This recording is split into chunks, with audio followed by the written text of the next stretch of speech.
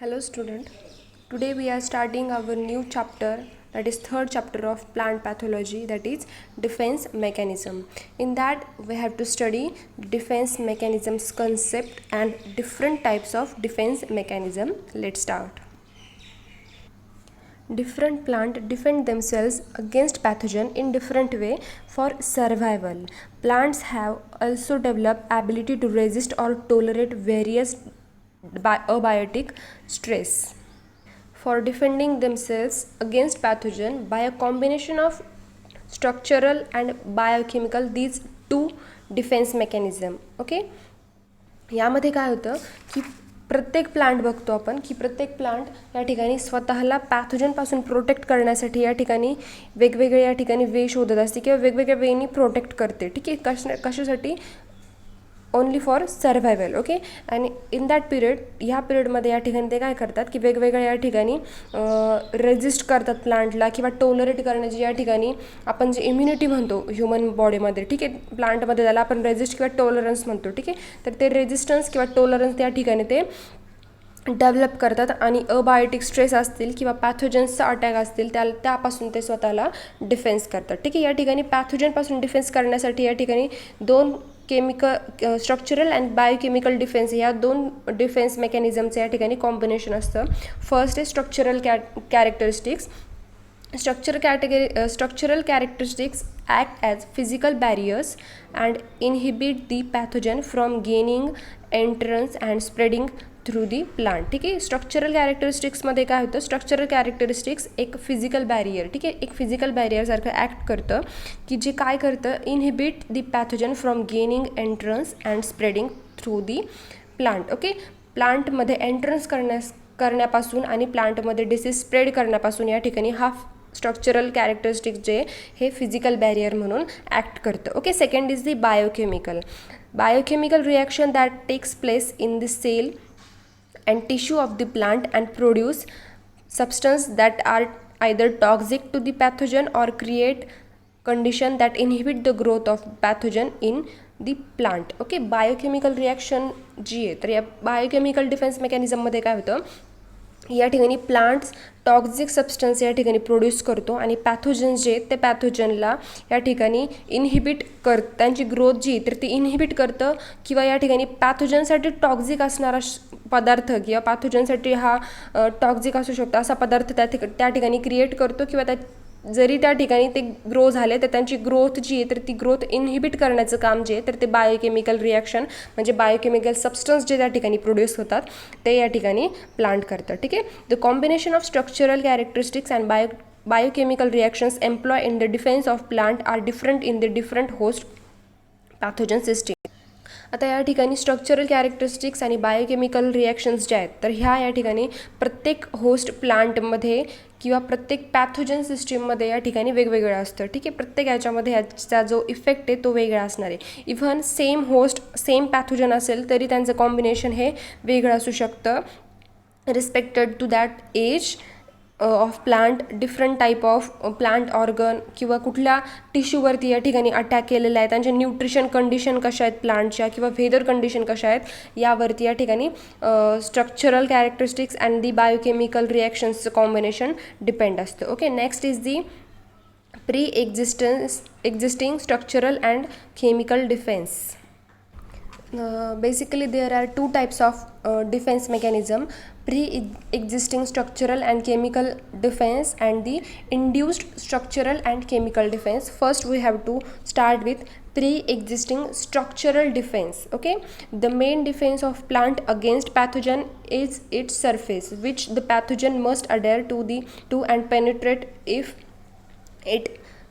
It is to cause infection. Okay, आता या ठिकाणी प्लांटमध्ये जर आपल्याला एंट्री करायची, प्लांटच्या आतमध्ये जर एंट्री करायची असेल तर त्या ठिकाणी फर्स्ट जो पार्ट असतो तो म्हणजे प्लांटच्या सरफेसवरती अडेअर व्हावं लागतं. ठीक आहे, मग या ठिकाणी प्लांटमध्ये स्ट्रक्चरल इफेक्ट कुठला या ठिकाणी, जर या ठिकाणी प्लांटमध्ये एंट्री करायची असेल तर त्याचं जे सरफेस आहे त्या सरफेसवरून आतमध्ये एंट्री होऊ नये या ठिकाणी एंट्री होऊ नये आणि इन्फेक्शन होऊ नये यासाठी हा डिफेन्स मेकॅनिझम आहे. ठीक आहे, मग हा डिफेन्स मेकॅनिझम जो आहे this is also called as passive defence mechanism. Some structural defence are present in the plant even before the pathogen comes in contact with plant.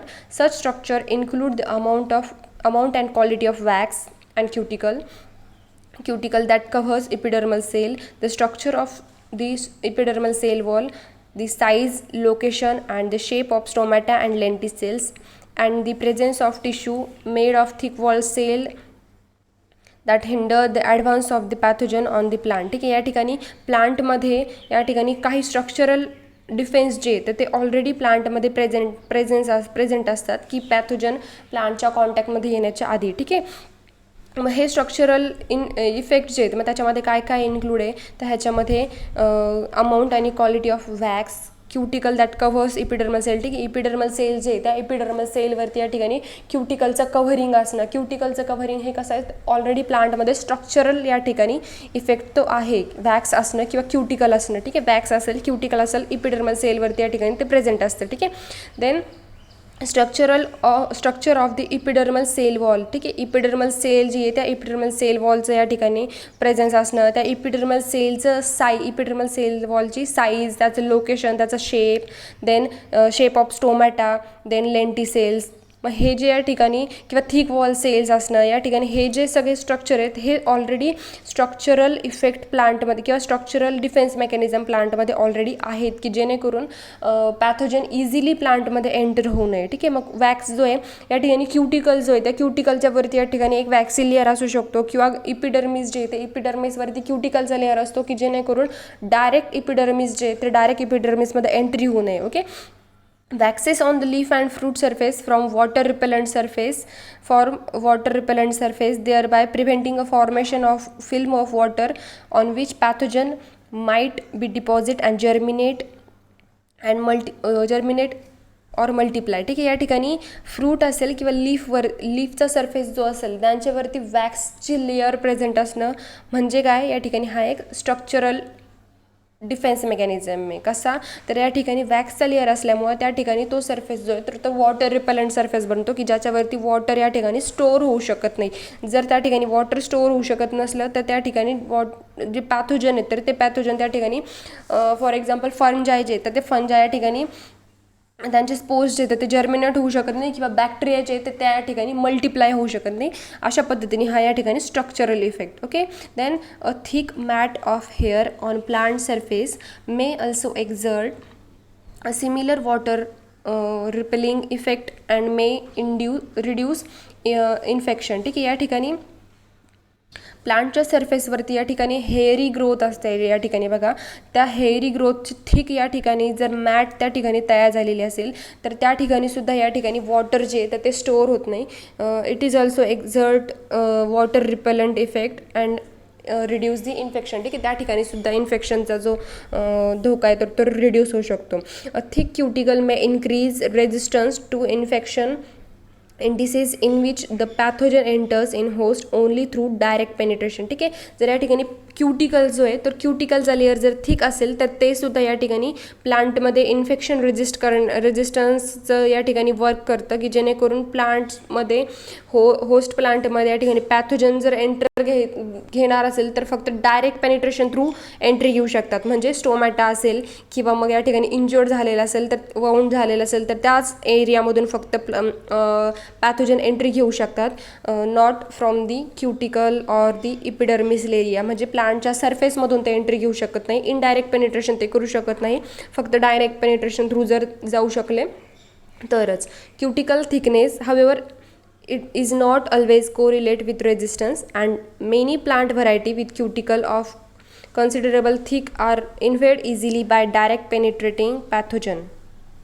क्युटिकलची जी थिकनेस असते ठीक आहे या ठिकाणी क्युटिकलची थिकनेस ही इम्पॉर्टंट आहेच की क्युटिकल किती थिक आहे जेणेकरून प्लांटमध्ये पॅथोजन जे तर ते एंट्री घेऊ नाही शकत. पण या ठिकाणी क्युटिकलच्या थिकनेसवरती क्युटिकलची थिकनेस म्हणजे जेवढे जास्त असेल मग तेवढे प्लांट या ठिकाणी होस्ट जे ते पॅथोजन जे पॅथोजनला आतमध्ये एंट्री घेण्यासाठी या ठिकाणी डिफिकल्ट सिच्युएशन त्या ठिकाणी क्रिएट होते. की जेणेकरून पॅथोजन जे आहेत ते पॅथोजनला या ठिकाणी फक्त डायरेक्ट पेनिट्रेशन थ्रूच पॅथोजन आतमध्ये एंट्री घेऊ शकतात. The thickness and toughness of the outer wall of epidermal cell outer wall of cell epidermal cell are apparently important factor in the resistance of some plant in certain pathogen. The thick tough wall of epidermal cell make direct penetration by fungal pathogen difficult or impossible.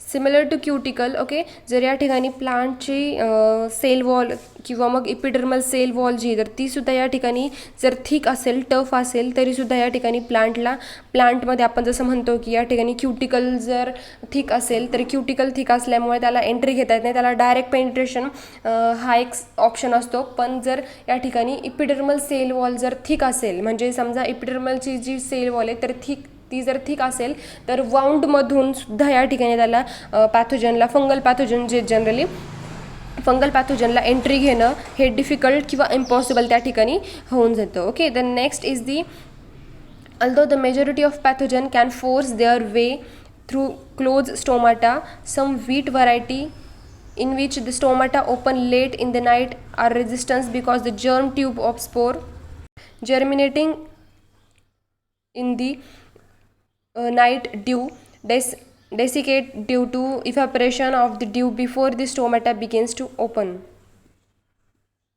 या ठिकाणी majority of pathogens जे येते ते या ठिकाणी close stomata जे येते त्या क्लोज स्टोमॅटामधून सुद्धा या ठिकाणी त्यांचा वे जो आहे त्या ठिकाणी फोर्सफुली रेडी करतात. देन व्हीटच्या काही अशा व्हरायटी आहेत की त्याचा स्टोमॅटा जो येतो तो लेट या ठिकाणी लेट या ठिकाणी ओपन होतो, की त्याच्यामुळे काय होतं की या ठिकाणी जर्म ट्यूबवरती जे स्पोर्स असतात, ठीक आहे, की जर्म ट्यूबचे जे स्पोर्स आहेत तर ते रात्री जो या ठिकाणी दव पडतो त्या दवामध्ये या ठिकाणी ते जर्मिनेट होतात. But due to late opening of stomata in the day, that dew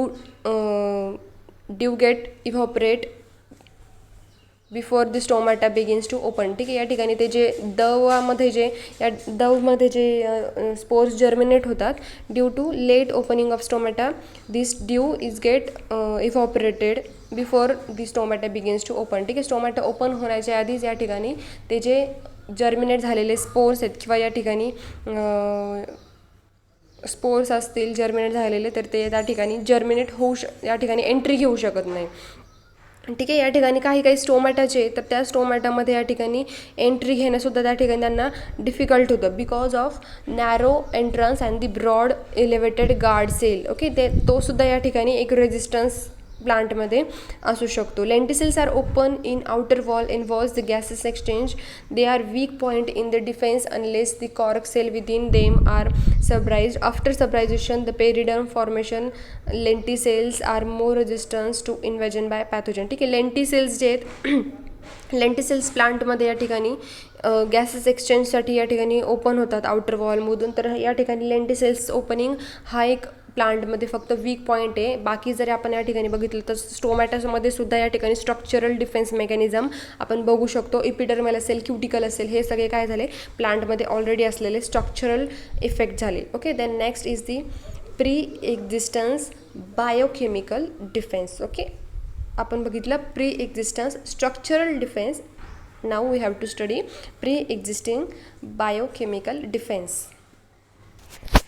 In pre-existing biochemical defense, plant liberate different chemical which interferes the activity of pathogen and pathogenesis, thereby preventing or reduce infection. ठीक आहे, प्लांटमध्ये या ठिकाणी वेगवेगळे chemicals जे आहेत ते liberate होत असतात. कशासाठी की पॅथोजनची जी ॲक्टिव्हिटी आहे किंवा जे या ठिकाणी पॅथोजेनेसिसची जी प्रोसेस होते किंवा पॅथोजन या ठिकाणी जो अटॅक करतो आहे तो अटॅक या ठिकाणी किंवा त्याच्यापासून प्रिव्हेन्शन करण्यासाठी किंवा मग इन्फेक्शन जे आहे तर ते इन्फेक्शन रिड्यूस करण्यासाठी प्लांट या ठिकाणी काही केमिकल्स जे आहेत तर ते केमिकल या ठिकाणी लिबरेट करत असतं. ठीक आहे, मग ते जे केमिकल्स आहेत ते केमिकल प्लांटमध्ये ॲज अँटीबायोटिक काम करू शकतात किंवा ते जे केमिकल्स आहेत किंवा बायोकेमिकल्स जे आहेत तर ते या ठिकाणी डायरेक्टली टॉक्झिक म्हणून सुद्धा या ठिकाणी ॲक्ट करतात पॅथोजनसाठी. आणि ते जे अँटीबायोटिक म्हणून जेव्हा ॲक्ट करतात तर या ठिकाणी प्लांटला जर एखाद्या ठिकाणी वाउंड झालेली असेल तर त्या वाउंडमध्ये सुद्धा या ठिकाणी ॲज अ अँटीबायोटिक ते त्या ठिकाणी वर्क करतात. ओके, तर ह्याच्यामध्ये या ठिकाणी फर्स्ट पॉईंट आहे release of anti microbial compound. The plant, while growing and developing, release gases as well as organic substance from leaves and root containing sugar, amino acid, organic acid, enzyme, glycosides. ठीक आहे, plant या ठिकाणी जेव्हा grow होत असतात, develop होत असतात, तेव्हा ते गॅसेस रिलीज करतात लिव्समधून, रूटमधून, हे आपल्याला माहिती आहे. ठीक आहे, मग त्याच्यामध्ये कुठले कुठले त्या ठिकाणी शुगर असेल, अमिनो ॲसिड असेल, ऑर्गॅनिक ॲसिड असतील, एन्झाईम्स असतील, ग्लायकोसाइड्स असतील. ठीक आहे, then these material have profound effect on the nature of surrounding environment. These inhibitory substance directly affect the microorganism or encourage certain groups to dominate the environment and function as a antagonistic of the pathogen. ठीक आहे, मग हे जे या ठिकाणी material आहे, तर हे मटेरियल या ठिकाणी नेचर किंवा सराउंडिंगचं जे नेचर असेल त्या नेचरमध्ये सुद्धा या ठिकाणी त्यांचा इफेक्ट आपल्याला दिसून येतो. तर त्यांचा इफेक्ट आपल्याला सराउंडिंगला असणारे मायक्रो ऑर्गॅनिझम्स असतील त्या मायक्रो ऑर्गॅनिझम्सवरती आपल्याला या ठिकाणी त्या इन्हिबिटरी सबस्टन्सचा दिसून येतो, किंवा मग या ठिकाणी एखादा सर्टन डॉमिनेटिंग ग्रुप असेल एन्व्हायरमेंटमध्ये त्याच्यावरती दिसून येतो, किंवा मग या ठिकाणी आपल्याला माहिती की इन्हिबिटरी म्हणजे या ठिकाणी पॅथोजन्स जे ते पॅथोजनला इन्हिबिट करण्यासाठी त्यांची ग्रोथ जी आहे तर ती ग्रोथ या ठिकाणी इन्हिबिट करण्यासाठी किंवा त्यांचं इन्फेक्शन रिड्यूस करण्यासाठी आपण हे जे इन्हिबिटरी सबस्टन्स आहे तर त्यांचा या ठिकाणी यूज प्लांटला होतो. Next, inhibitory present in plant cell. In many host parasite interaction, pre-existing toxic substance in the cell form the basis of resistance. या ठिकाणी जर आपण बघितलं की या ठिकाणी होस्ट पॅरासाइट इंटरॅक्शन जे ह्या होस्ट पॅरासाइट इंटरॅक्शनमध्ये काही या ठिकाणी टॉक्झिक सबस्टन्स जे असे आहेत की या ठिकाणी ते टॉक्झिक सबस्टन्स किंवा जे केमिकल सबस्टन्स प्लांटमध्ये ऑलरेडी या ठिकाणी ॲज अ प्री एक्झिस्टिंग म्हणजे ऑलरेडी या ठिकाणी प्लांटमध्ये आहे. ठीक आहे, मग त्याच्यामध्ये जर आपण बघितलं तर फेनॉलिक कंपाऊंड असतील, टॅनिन असेल, काही फॅटी ॲसिड असतील. ठीक आहे, डायनीज नावाचा या ठिकाणी कंपाऊंड येतो, त्याचं या ठिकाणी सेल्स जे आहेत तर त्याचं सेलमध्ये खूप जास्त कॉन्सन्ट्रेशन प्लांटचं असू शकतं.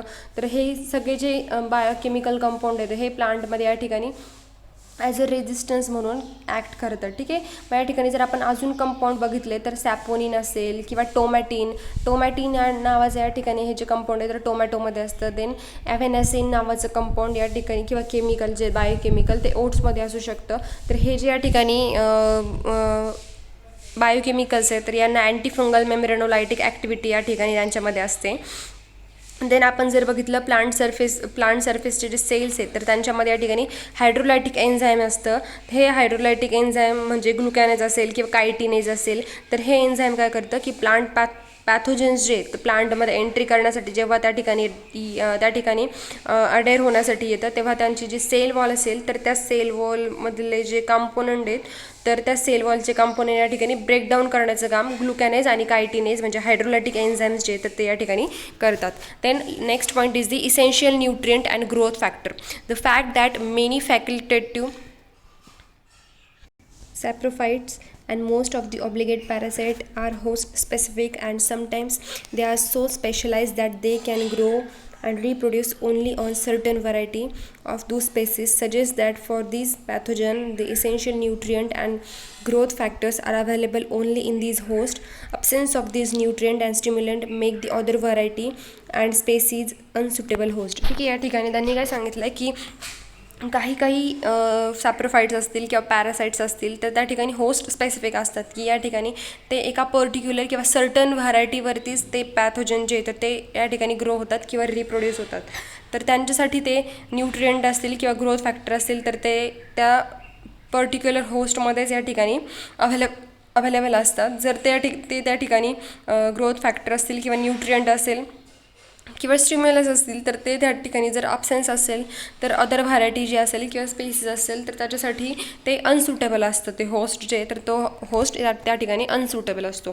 Then next is the inhibitors present in the plant cell before infection.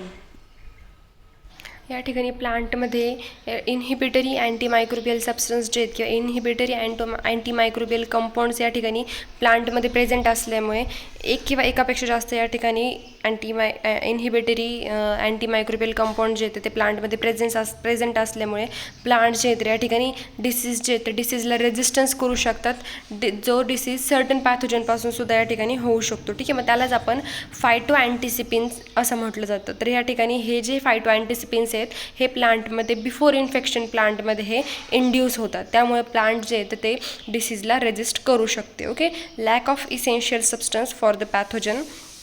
तर ह्याच्यामध्ये या ठिकाणी प्लांटच्या काही स्पेसीज किंवा व्हरायटीज ज्या आहेत ते काय करतात की जो पॅथोजन या ठिकाणी त्याच्यावरती ग्रो होतो आहे किंवा जो पॅरासाईट त्यावरती ग्रो होतो आहे त्या पॅरासाईटला ग्रो होण्यासाठी किंवा सर्वाईव्ह होण्यासाठी जो या सबस्टन्स या ठिकाणी इसेन्शियल आहे तो सबस्टन्स त्या ठिकाणी प्रोड्यूस करायचा नाही किंवा प्रोड्यूस करत नाही, जेणेकरून तो पॅथोजन असेल किंवा तो पॅरासाईट असेल तो इन्फेक्शन त्या ठिकाणी इन्क्रीज करू शकत नाही किंवा त्या ठिकाणी तो अलाईव्ह राहू शकत नाही, की जेणेकरून म्हणजे तो एक टाईपचा रेजिस्टन्स झाला. ओके, की जेणेकरून पॅथोजनला जी ग्रो होण्यासाठी जी गरज आहे तर तो त्या ठिकाणी इसेन्शियल सबस्टन्स जो आहे पॅथोजनसाठी तर तो या ठिकाणी प्रोड्यूस करायचा नाही. Okay, this is the another defence mechanism. Okay.